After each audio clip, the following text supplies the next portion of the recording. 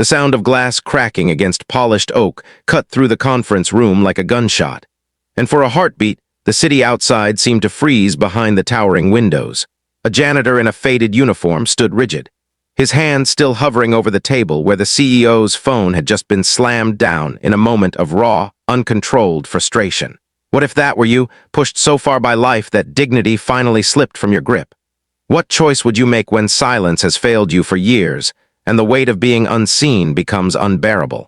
The man's name was Marcus Hale, a single father who cleaned offices long after the lights went out. Moving through the upper floors of a Chicago high-rise like a ghost, no one bothered to notice. His nights were spent emptying trash cans filled with dreams not his own, wiping fingerprints off glass walls that framed a world he had never been invited into. By daybreak, he hurried home to a cramped apartment where his 8-year-old son, Noah, waited with sleepy eyes and a brave smile that tried to hide how much he missed his mother. She had died 3 years earlier after a sudden illness, leaving Marcus with hospital bills, grief that never slept, and a love for his son so fierce it kept him standing when everything else begged him to collapse. The woman on the other side of that table was Victoria Ross, the CEO whose name gleamed in business magazines and charity galas. She had built her empire from nothing, or so the stories said, and now ran the company with an iron composure that left no room for mistakes. Employees whispered about her sharp instincts and colder heart, about how she demanded perfection because weakness reminded her of things she refused to remember. That afternoon, she had stayed late to finalize a merger, irritation simmering after discovering that confidential files had been leaked. When she saw Marcus near the table, holding her phone as if it were evidence of a crime, her patience snapped. Marcus had not planned to slam the phone. He had found it buzzing in a trash bin, the screen cracked but still alive, lighting up with missed calls labeled simply as hospital.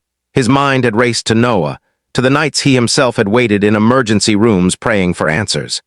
He had carried the phone upstairs, hoping to return it, but the moment Victoria accused him of snooping, years of swallowed anger surged up his spine. He brought the phone down hard, not to threaten, but to be heard. And that was when something small and white slid out from beneath the shattered case and skidded across the table. It was a folded hospital wristband, creased and worn soft by time, with a child's name printed in fading ink. Victoria's breath caught as she recognized it instantly, her hands beginning to tremble in a way no boardroom battle had ever caused. The room seemed to tilt as memories she had buried under quarterly reports and profit margins clawed their way back to the surface. The wristband belonged to her younger brother, Thomas, the boy she had loved and failed, the one who had died in a charity ward 20 years ago when their family could not afford better care. She had kept that band as a reminder and a punishment, a relic of loss she never allowed herself to mourn properly. Marcus watched the color drain from her face and felt a stab of regret pierce through his defiance. He had not known what the band meant, only that the word hospital had felt like a warning bell. In that moment, 2 lives cracked open in the same room, bound by grief neither had expected to share. Marcus thought of the nights he had held Noah while machines beeped and doctors spoke in careful tones. And Victoria thought of the night she had promised her brother everything would be okay, when she had no power to make it true. Security hovered uncertainly, but Victoria raised a trembling hand, unable to look away from the wristband. The polished executive mask she wore every day slipped, revealing a woman haunted by a loss that had shaped her without mercy. She saw not an insubordinate janitor, but a father whose exhaustion mirrored her own buried pain. For the first time in years, she allowed herself to feel the weight of what she had become in running from that pain. How many people she had crushed under expectations forged by unresolved grief. Marcus was escorted out later, but not before Victoria's eyes followed him with a confusion that lingered long after the doors closed. That night, she sat alone in her office, the city lights blurring through tears she had not shed since childhood. She thought about power and purpose, about how success had not saved her from the ache of loss, and how easily she had dismissed a man carrying a burden as heavy as her own. Somewhere across town, Marcus tucked Noah into bed, apologizing silently to a world that never seemed to listen, wondering if standing up for himself had just cost him the only job keeping them afloat. Days passed heavy with uncertainty.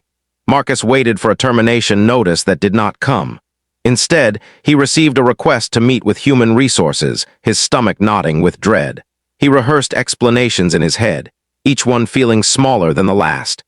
Meanwhile, Victoria dug into company records, discovering that Marcus had been working double shifts, that his benefits barely covered his son's asthma medication, that he had never missed a night despite personal emergencies that would have broken many others.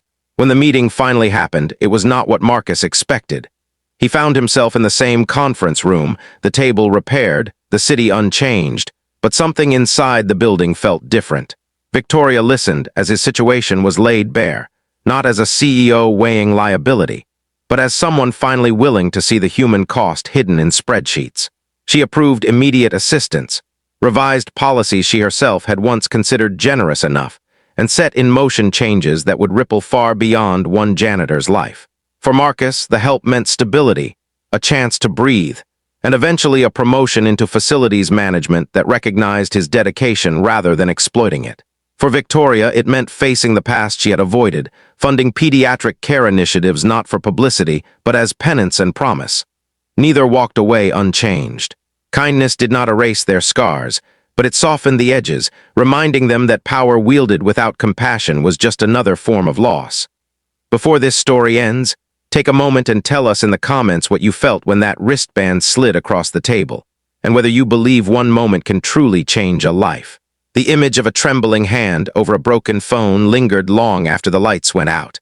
A reminder that even in rooms built for control, humanity can break through without warning. If this story reached something tender in you, if it stirred regret, hope, or the belief in second chances, then gently like, comment, share, and subscribe, not out of habit, but because sometimes stories like this deserve to travel a little further.